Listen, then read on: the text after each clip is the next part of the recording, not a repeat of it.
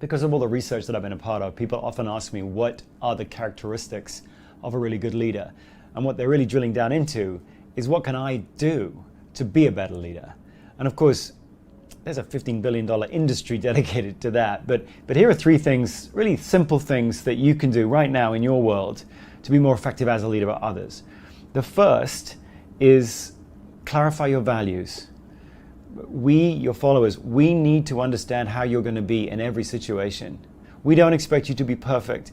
We do expect you to be predictable. You're going to be dragging us into the future. The future is unknown. We need to know that you know what you stand for. So you have to clarify your own values. Are you about speed? Are you about innovation? Are you about intelligence? Are you about warmth?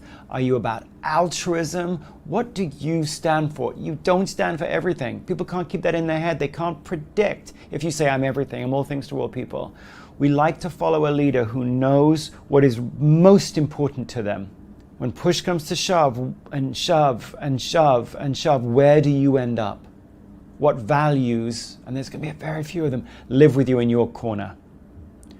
When you know that, then you'll be able to explain that to us and we'll be able to be more confident following you.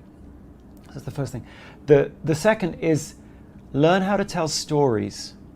Human beings are meaning-finding creatures. We love narrative. We make sense of everything as beginning, middle, and end. We make sense of everything as protagonist, drama, resolution. That's how we make sense of faith. It's how we make sense of our own lives. It's how we make sense of relationships.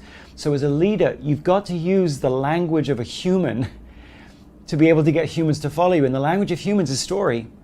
I don't mean you have to turn into Mark Twain or William Shakespeare to tell stories. I mean the stories that you tell about customers or about products or about what happened last week, those stories, and they could be super short and you might be not very evocative in telling them. You might just tell them in your ways. The stories you tell show us what's important to you.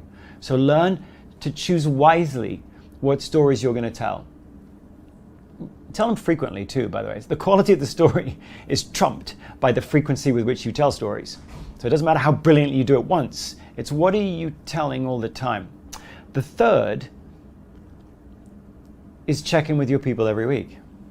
I'm sorry if that sounds prosaic or banal, but the best leaders realize that the people who have the intelligence about what is really going on in the world is not the leader. It's the people that are out there bumping into the product or the customers or the issues. That's where the real intelligence lies. So if you want to be able to lead people well, you check in with them frequently about their real world intelligence. Whatever goals you set at the beginning of the year become irrelevant the third week of the year. And the best leaders realize that. They realize the world moves really fast, and the only way that they can stay in touch with how a team engages with the real world is if you frequently touch base with people around the work they're doing. And what you are doing, of course, is A, you're listening, and B, you're offering course correction or a tweak or an adjustment based upon the intelligence that's coming to you from the real world. So those are the three things you can do right now to be able to engage your followers more emotionally, more authentically, and in the end, more effectively.